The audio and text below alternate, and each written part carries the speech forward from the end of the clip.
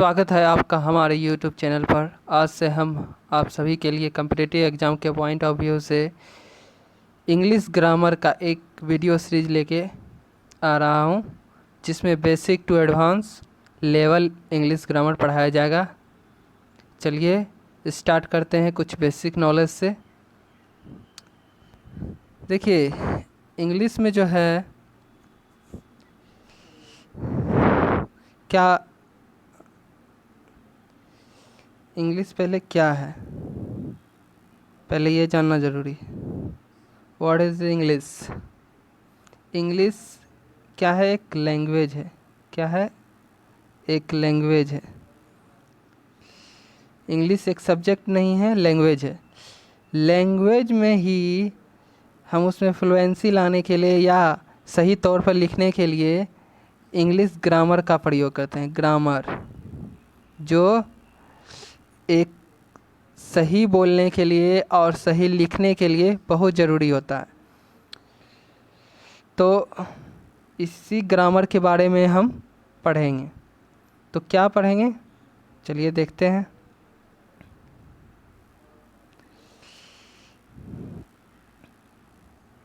English grammar में जो सबसे क्या बात होता है, क्या अल्फ़ाबेट्स कितने होते हैं, यानी कि वर्णमाला।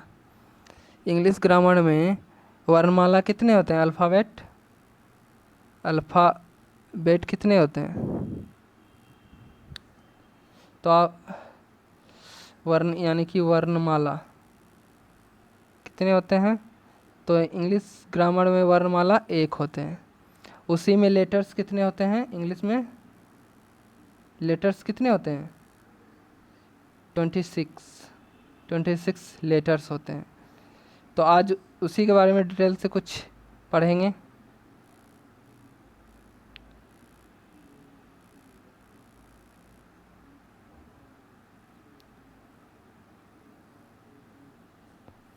देखिए, अल्फ़ाबेट्स होता क्या है? सबसे पहले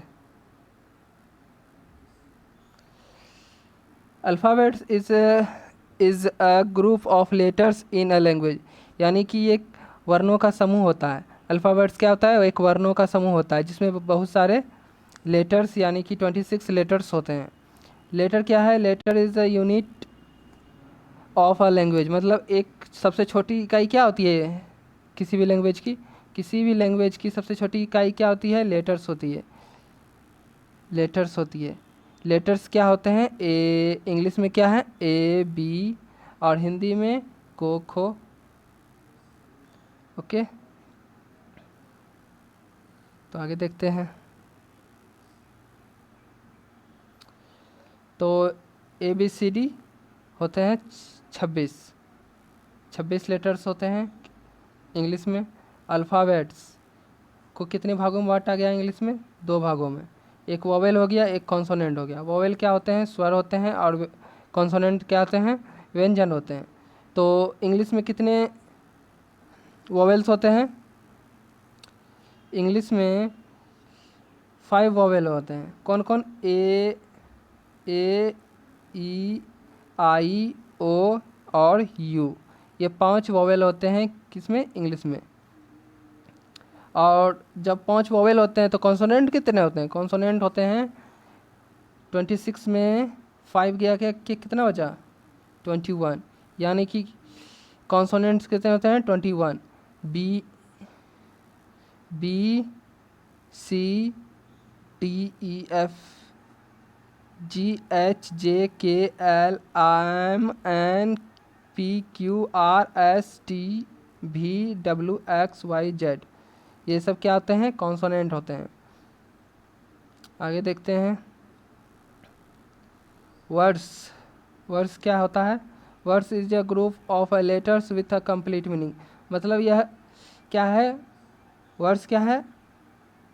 ग्रुप ऑफ लेटर्स का मतलब एक लेटर्स का समूह है, 2 या 2 से अधिक लेटर्स का। एक का नहीं, एक का तो खुद लेटर्स हो गया, लेटर हो गया। एक जब रहेगा, एक क्या हो गया? लेटर हो जाएगा। तो ये वर्ड तो हुआ नहीं, लेटर हो गया। तो लेटर क्या होगा? 2 उसमें लेटर्स का होना ज़रूरी है, तभी वह वर्ड कहलाएगा। जैसे टू, डू, तो ये दो लेटर से मिलकर बने हैं, तो यह क्या है, ये क्या है, वर्ड है। इसका एक्यूरेट, जिसका एक्यूरेट मीनिंग निकले। ठीक, जैसे कि प्ले हो गया, क्या हो गया, play, work, eat, do, get, sit, see और एक्स्ट्रा। मतलब प्ले का भी मीनिंग निकलता है, क्या होता है, खेलना होता है। वर्क क्या क्या होता है, कार्य होता है। ईट का क्या होता है, खाना होता है। डू का करना। इसी तरह से सबका मीनिंग निकलता है। और जिसका जैसे कि हो गया, जैसे हो गया ए ओ टी, इसका कोई मीनिंग निकलता है क्या, नहीं निकलता है, तो यह वर्ड नहीं है। ये कि ज़रूरी नहीं कि दो या दो से अधिक जो लेटर्स हैं तो वह उसका एक्यूरेट मीनिंग ही निकलेगा। मीनिंग कभी कभी नहीं निकलता है, तो वह वर्ड नहीं होगा। आगे देखते हैं सेकेंड पर।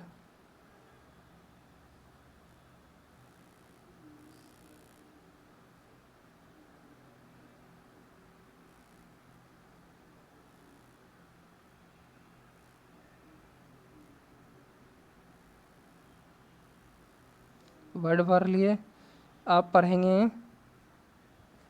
फ्रेज। वर्ड के बाद क्या आता है, फ्रेज आता है। Phrase is a group of words with complete meaning और इनकम्प्लीट मीनिंग। मतलब यह कंप्लीट मीनिंग भी देगा और इनकम्प्लीट मीनिंग भी देगा। जैसे यहाँ है, इसका उदाहरण है गेट अवे विथ, यानी कि बच निकलना। जैसे इसमें 3 वर्ड से मिलकर बना होता है, गेट अवे और उसके बाद विथ, 3 से मिलकर बना है ना, तो यह क्या है, फ्रेज है। क्या है, फ्रेज है, जिसे मुहावरा कहते हैं हिंदी में, और यहाँ क्या होता है, फ्रेज इंग्लिश में कहलाता है। ठीक, आगे बहुत सारा है, मैन ऑफ वर्ड्स, यानी कि जुबान का सच्चा। मैं बहुत एंड्स मीट, आय के अंदर ही गुजारा करना। जो आय के अंदर ही गुजारा करता है वो उसे क्या कहते हैं, मेक बोथ एंड्स मीट। आगे देखते हैं सेंटेंस। सेंटेंस क्या होता है, सेंटेंस इज अ ग्रुप, एक ग्रुप है। किसका ग्रुप है, वर्ड्स का ग्रुप है, with complete meaning, complete meaning के साथ, और या ये कंप्लीट मैसेज देगा। और साथ ही साथ as long as there is not verb that is not a sentence. मतलब इसका साफ कहना है कि अगर, एक तो पहली बात क्या, दो या दो से अधिक से मिलकर बनना होगा। जैसे राम इज़ प्लेइंग, राम क्या कहता है, खेल रहा है। आई एम टीचिंग, मैं क्या कर रहा हूँ, पढ़ा रहा हूँ। क्या पढ़ा रहा हूँ, इंग्लिश पढ़ा रहा हूँ। तो ये सब का एक मीनिंग निकल रहा है, तो यह एक क्या है, सेंटेंस है। अगर जिसका मीनिंग नहीं निकलेगा वह सेंटेंस नहीं कहलाएगा। मतलब एक सेंस निकलना चाहिए उससे। और साथ ही साथ जिसमें क्या है, होना चाहिए, वर्ब होना चाहिए। वर्ब होना नहीं है तो वह सेंटेंस नहीं कहलाएगा। क्या नहीं कहलाएगा, सेंटेंस नहीं कहलाएगा। तो देखिए, जैसे कि राम इज़ प्लेइंग, इसमें क्या है, वर्ब इज़ है। इज़ है हेल्पिंग वर्ब, ये आगे जाके पढ़ेंगे। और यह क्या है, मेन वर्ब प्लेइंग। तो यह क्या होता है, मतलब वर्ब का रहना ज़रूरी है, तभी वो कंप्लीट मीनिंग देगा। देखिए, कोई किसी भी सेंटेंस में है ना, सब्जेक्ट रहे चाहे नहीं रहे, ऑब्जेक्ट रहे चाहे नहीं रहे, लेकिन एक वर्ब का होना ज़रूरी है। जैसे कि कोई भी सिचुएशन है, मतलब जिसको आप कह रहे हो कि जाओ, गो, तो वह सिचुएशन वो समझ जाएगा कि हमें यह जाने के लिए कह रहा है। तो इसमें ना सब्जेक्ट है ना ऑब्जेक्ट है, तब पर भी एक वह समझ लिया कि वह क्या, एक दूसरा व्यक्ति जो है उसके आगे में वह समझ लिया क्या कि हमें जाने के लिए कह रहा है। जैसे कि बैठो, सिट, यानी कि वह बैठने के लिए कह रहा है, तो इसका एक मीनिंग निकल रहा है। तो यह एक सेंटेंस के लिहाज से रखा जाएगा। क्या हो गया, यह सेंटेंस हो गया। आगे देखते हैं, जैसे यहाँ पर कह रहा है a boy who was reading a novel. मतलब एक बॉय है जो कि क्या कर रहा था, पढ़ रहा था एक नोवेल, लेकिन इसमें उसके बारे में एक्स्ट्रा नॉलेज दिया है। यहाँ हु से जो है ना, बॉय के बारे में ही एक्स्ट्रा नॉलेज। तो यह ना सेंटेंस नहीं है, यह सिर्फ यहाँ तक क्या हो गया, नॉलेज देने का मतलब क्या है कि वह लड़का जो, यानी कि उसके बारे में, जैसे कि हम एक लड़का, तो पूछता है ना कि हाँ कौन सा लड़का, तो कहेगा कि हु, जो कल इस रास्ता से जा रहा था, तो याद पढ़ रहा था, जो यहाँ पर पढ़ रहा था वही। और क्या पढ़ रहा था? नॉवेल पढ़ रहा था। वही लड़का के बारे में हम बताने जा रहे हैं, एक्स्ट्रा नॉलेज, मतलब कुछ कहने, लेकिन वह कुछ कहा नहीं गया है, तो यह क्या है? सेंटेंस नहीं है, सिर्फ यहाँ तक क्या हो गया? सब्जेक्ट हो गया। और यह हु क्या है? यहाँ रिलेटिव प्रोनाउन है। ठीक, आगे इसके बारे में पढ़ेंगे, अभी तो बेसिक है। और दूसरा है क्या? A boy sitting in the corner that of that room with some of his friends, मतलब एक लड़का है, वह क्या है? एक रूम के कॉर्नर में बैठा हुआ है विथ सम फ्रेंड, मतलब कुछ साथी के साथ। तो इसमें भी उसका सिर्फ नॉलेज दे रहा है, तो यहाँ से यहाँ तक क्या हो गया? यह सिर्फ सब्जेक्ट हुआ, और ना ही इसमें कोई वर्ब है, ना ही कोई ऑब्जेक्ट है। तो ये वर्ब नहीं है, तो सबसे पहले ये तो सेंटेंस होगा ही नहीं, तो इसके बारे में चर्चा ही नहीं करना। जैसे आगे है, police reached the spot and found a lot of blood on a slab near the jungle, मतलब यहाँ देखिए, पुलिस जो है कि पहुँचा, कहाँ पहुँचा? स्पॉट पर। क्या पाया उसने? लॉट ऑफ ब्लड पाया। क्या चीज़ पर? पत्थर पर, नियर द जंगल, मतलब जंगल के समीप। आगे देखते हैं।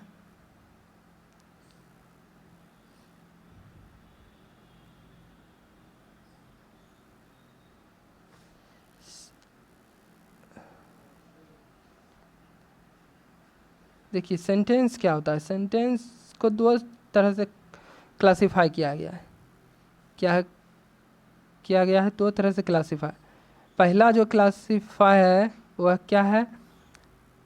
असर्टिव सेंटेंस और डिक्लेरेटिव सेंटेंस, यानी कि इसे असर्टिव सेंटेंस भी कहा जाएगा और डिक्लेरेटिव सेंटेंस भी कहा जाएगा। हिंदी में क्या हुआ? स्वीकारात्मक या कथात्मक।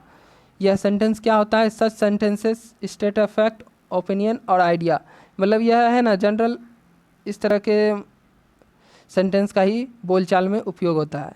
यह एक तथ्य के बारे में बताएगा, फैक्ट के बारे में, यानी कि फैक्ट के बारे में बताएगा, किसी का स्टेट बताएगा, ओपिनियन बताएगा, आइडिया बताएगा। जैसे Rahul is a teacher, Rahul एक क्या है? ये क्या है? किसी के बारे में बता रहा है, वह क्या है? टीचर है। Ramesh is not a home, मतलब रमेश क्या है? वो घर पर नहीं है। Ravi is called me, Ravi ने मुझे क्या कहा? रवि मुझे डांटता है। और फिर चौथा है, राज डजंट गो टू स्कूल, मतलब राज है ना, क्या कर रहा है? स्कूल नहीं जाता है। ठीक, आगे देखते हैं। फिर दूसरा क्या है? इंट्रोगेटिव सेंटेंस, प्रश्नवाचक संख्या, जिसमें प्रश्न पूछा जाता है, वह क्या है? इंट्रोगेटिव। जैसे कि डू यू प्ले क्रिकेट, क्या तुम क्रिकेट खेलते हो? Will you go to Patna, क्या तुम पटना जाओगे? यानी कि ये सब क्या है? इंट्रोगेटिव सेंटेंस है। तो जिसमें प्रश्न पूछा जाता गया हो वह क्या है? या किस कोई पूछा या आप पूछते हो किसी से प्रश्न, तो वह कैसा सेंटेंस है? इंट्रोगेटिव सेंटेंस है। आगे देखते हैं।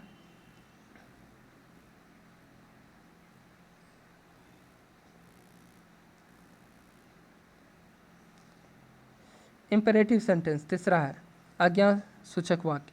यह सेंटेंस में क्या होता है? Which are use to permit command और request are known as imperative sentence, यानी कि इसमें क्या हो जाता है? किसी को कुछ कमांड, कुछ करने के लिए कहा जाता है, मतलब और रिक्वेस्ट किया जाता है, नहीं तो वह एक ऐसा सेंटेंस कहा जाएगा इम्पेरेटिव सेंटेंस। जैसे कि सिट देयर, वहाँ बैठो, मतलब किसी को बैठने के लिए कह रहा है, आज्ञा दिया है यहाँ पर। गो देयर, वहाँ जाओ, यहाँ भी आज्ञा दे रहा है कि चले जाओ यहाँ से, वहाँ जाओ। लेट मी गो, मुझे जाने दो, यहाँ रिक्वेस्ट कहा किया गया है कि मुझे जाने दो। लेट मी स्लीप, मुझे सोने दो, तो यहाँ क्या कर रहा है? रिक्वेस्ट किया गया है। आगे देखते हैं।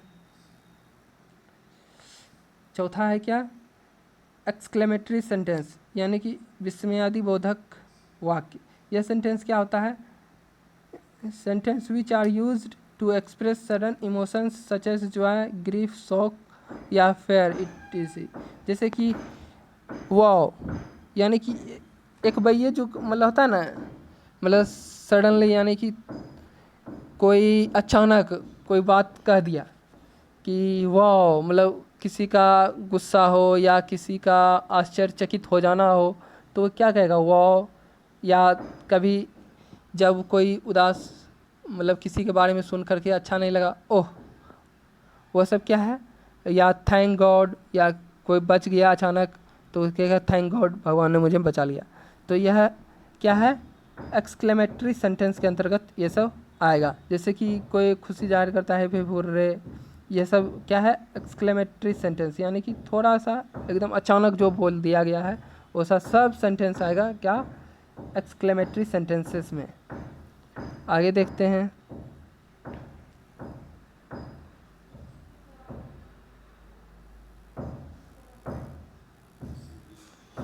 और दूसरा तरह से जो क्लासीफाई किया गया है उसमें भी 4 प्रकार के होते हैं। कौन कौन होते हैं, अफर्मेटिव यानी कि सकारात्मक, जैसे कि राम इज़ प्लेइंग, क्या कर रहा है, राम खेल रहा है। तो यह क्या है, यानी कि पॉजिटिव, जो पॉजिटिविटी को दिखा रहा है, तो वह किसके अंतर्गत आएगा, सकारात्मक वाक्य के, यानी कि अफर्मेटिव वाक्य के अंतर्गत आएगा। और निगेटिव, नकारात्मक, राम इज नॉट प्लेइंग, यानी कि राम नहीं खेल रहा, जिसमें नहीं का आ गया वह क्या हो गया, नकारात्मक, तो यह निगेटिविटी को दर्शाएगा। फिर है इंट्रोगेटिव सेंटेंस, यानी कि ये तो बता चुका हूँ मैं पहले ही, इज राम प्लेइंग, यानी कि क्या राम खेल रहा है, तो यह क्या है, इंट्रोगेटिव, यानी कि प्रश्न पूछा गया है, तो यह इंट्रोगेटिव सेंटेंस के अंतर्गत आएगा। और उसके बाद चौथा है क्या, निगेटिव इंट्रोगेटिव, यानी कि नकारात्मक प्रश्नवाचक। इसमें क्या है, एक तो नहीं को दर्शाएगा, जैसे कि किसी से पूछना हो और उसका आपका कन्फर्म है कि वह, मतलब वह नहीं कुछ कर नहीं रहा है, जैसे कि निगेटिविटी पर हो, जैसे कि क्या राम नहीं खेल रहा है, यानी कि आप भी जान रहे हैं कि वह नहीं खेल रहा है, सिर्फ आप कंफर्म होना चाहते हैं, तो इज राम नॉट प्लेइंग, क्या राम नहीं खेल रहा है, तो यह क्या हो गया, निगेटिव इंट्रोगेटिव सेंटेंस के अंतर्गत आएगा। अब ख़त्म हो गया, यहाँ तक ही था। आगे हम आपको सब्जेक्ट के बारे में बताएंगे, ऑब्जेक्ट के बारे में बताएंगे और वर्ब के बारे में बताएंगे। ये सब के अगले वीडियो में बताएंगे। यह वीडियो बस यहाँ तक ही था। वीडियो देखने के लिए धन्यवाद, थैंक यू।